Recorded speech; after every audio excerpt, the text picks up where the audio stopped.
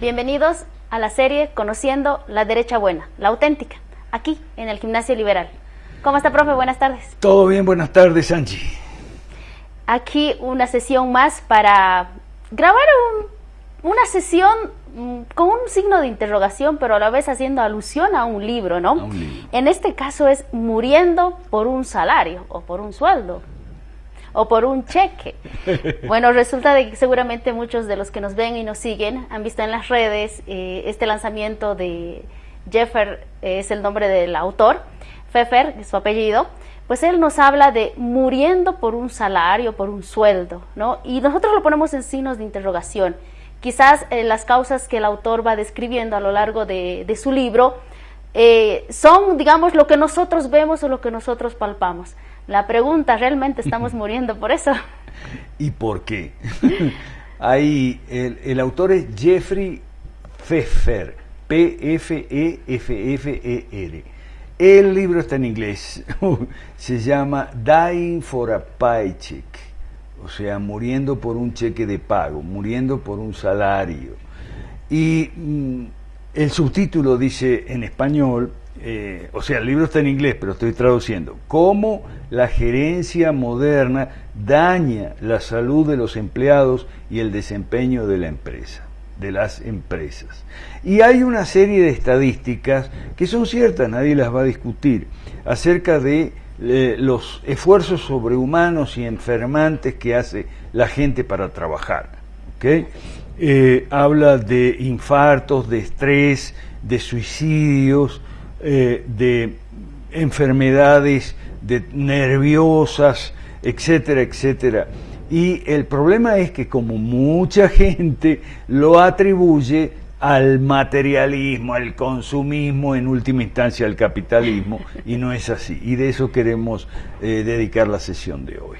Definitivamente las cifras quizás para muchos de los que tenemos un sueldo, un trabajo con sueldo, con horario y que tenemos que seguir, y ahora que también hay que cumplir metas.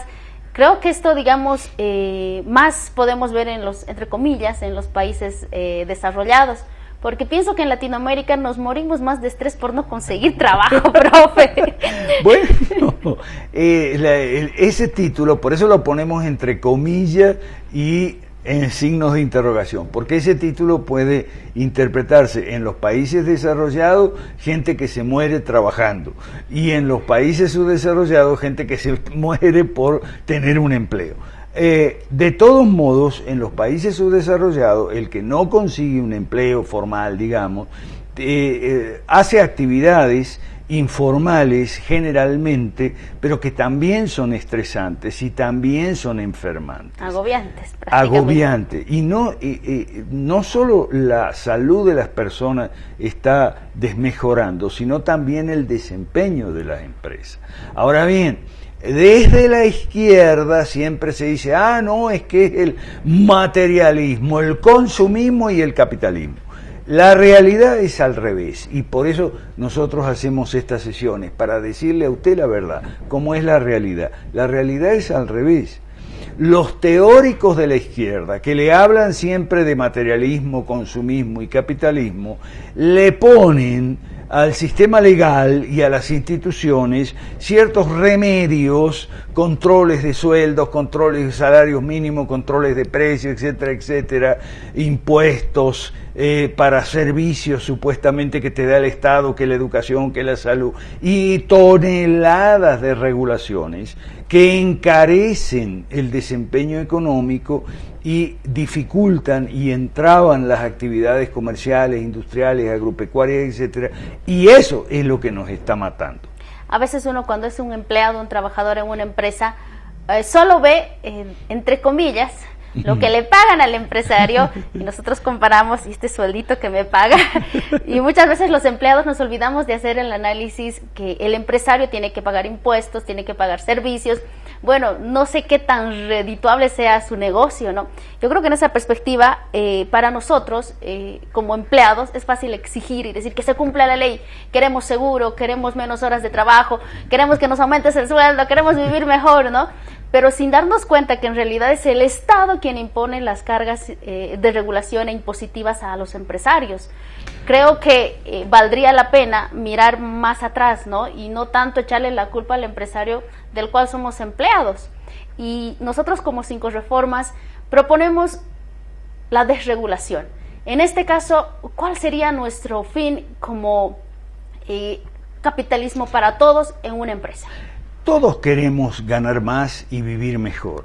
Lo primero que hay que quitarse es las ideas esas confundidas en contra del materialismo y el consumismo.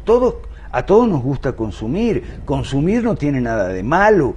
Consumir cosas materiales tampoco. Ropa, comida, automóvil, educación, escuelas, vacaciones, son cosas materiales. O sea, quitarse las ideas anticonsumistas y antimaterialistas de la cabeza, porque eso está mal. Todos queremos ganar más y vivir mejor, con el menor esfuerzo posible. Eso es natural. Lo que sucede es que hay que usar un poco las neuronas y darse cuenta de que eso lo logramos en la medida en que los mercados son más libres, la propiedad privada se respeta más y los gobiernos son más limitados a sus funciones propias, que ya explicamos en otras ediciones, que son justicia, justicia e infraestructura y nada más, que en contextos estatistas, ¿ok? Incluso de estatismo exagerado, que genera otra cuestión que llamamos el estado profundo, que vamos a hablar en otra edición seguramente. También normalmente las esposas nos quejamos de los esposos y les decimos: tú nunca estás en la casa, todo es tu trabajo, no nos dedicas tiempo. Bueno, hay un reclamo en el entorno familiar también, ¿no? Unos dirán, vale la pena el esfuerzo porque está trayendo lo necesario para que los hijos se eduquen, la familia tenga las comodidades. Pues dentro de nuestras mismas células familiar podemos ver esa dificultad, pero sobre todo esa falta que nos hace, ¿no? Y me gustaría ir un poquito más allá, que es en el aspecto pro vida, ¿no? Muchas plataformas, organizaciones se dicen ser providas, defensores de la familia, y bueno, marchan para estar en contra del aborto, marchan para estar en contra de ciertas cosas, olvidándose de esta parte fundamental que es que hace al trabajo, ¿no? Porque si no hay trabajo, ¿con qué sustentas a la familia? ¿Con qué das la bienvenida a ese nuevo ser? ¿No? Prácticamente como que nos hemos alejado un poco de del verdadero conflicto, que es el tener una estabilidad laboral, ¿no? Bueno, si tomamos un poco la Biblia, creo que el trabajo no está penado, tampoco está mal visto, al contrario, creo que es un derecho de los ciudadanos, ¿no? De trabajar para vivir. Así es, solo que en la Biblia lo primero que hay son leyes que establecen que los gobiernos tienen que ser limitados, los mercados tienen que ser libres, es decir, las actividades comerciales, agropecuarias, industriales, tienen que ser libres, libremente acordadas, no interferidas por el Estado, no cargadas con demasiados impuestos ni con regulaciones arbitrarias y caprichosas, y la propiedad privada debe respetarse. En ese contexto, los países que pasaron o todavía conservan esa clase de instituciones liberales clásicas o conservadoras, allí se vive mejor, o por lo menos se vivía hasta que empezó el marxismo cultural, que ese es otro problema, otra habilidad que han tenido las izquierdas de huir hacia adelante, ¿okay? Echarnos el marxismo cultural a título de ofensiva para evitar que se cuestione el marxismo clásico, encajado en nuestras instituciones y en nuestras leyes relacionadas con banca, comercio, economía, propiedad y educación. Evitar tener que defenderla. La mejor defensa es el ataque, y ellos han sido muy inteligentes. Los que no estamos siendo muy inteligentes somos nosotros, los de la derecha. Pues es un trabajo grande, pero sobre todo un reto para el ciudadano, ¿no? Poder asumir otra vez su rol. En este caso a veces uno dice, te estás matando trabajando, no tengo trabajo, pues me voy a otro lado porque ya voy a ganar más. Ajá. Si no me voy a otro lado, no voy a poder tener auto, no voy a poder tener casa, sí, lo mínimo para envejecer y para vivir, ¿no? Y ahí se va acumulando otro conflicto, familias rotas, sí, diría migración, bueno, sí, éxodo de Venezuela, creo que es un claro ejemplo, y creo que si vamos a seguir a este ritmo, va a ser Latinoamérica hacia el éxodo, ¿no? Así es, por eso nosotros en el Movimiento 5 Reformas tenemos la operación retorno, que es hacer las reformas aquí para que la gente tenga las oportunidades que aquí no ha tenido ni tiene, y por eso salió a buscarlas a otra parte. Eso le llamamos operación retorno. Por supuesto, los que quieran, los que algunos están muy asimilados en otros países, en otras latitudes, y no van a querer regresar, pero hay muchos que sí quieren, otros han regresado, y han regresado muchas veces frustrados y decepcionados, ¿ok? Entonces necesitamos hacer los cambios aquí, necesitamos hacer la derogación de las leyes malas y las 5 reformas aquí en nuestros países, en Bolivia, en Perú, en Ecuador. En eso estamos, y ahora tenemos la Academia Cristiana de Ciencias Políticas, donde lo cristiano es la base de la enseñanza, ¿okay? Pero no el alumnado ni el profesorado, por decirlo así, es exclusiva y excluyentemente cristiano, ¿verdad, Angie? Pues así es. Creo que para nosotros como ciudadanos comunes y corrientes está un poco quitarnos el mito de que el empresario nos está ahogando. Al revés, el Estado o el gobierno que se asume funciones que no le corresponden es el que nos está estrangulando.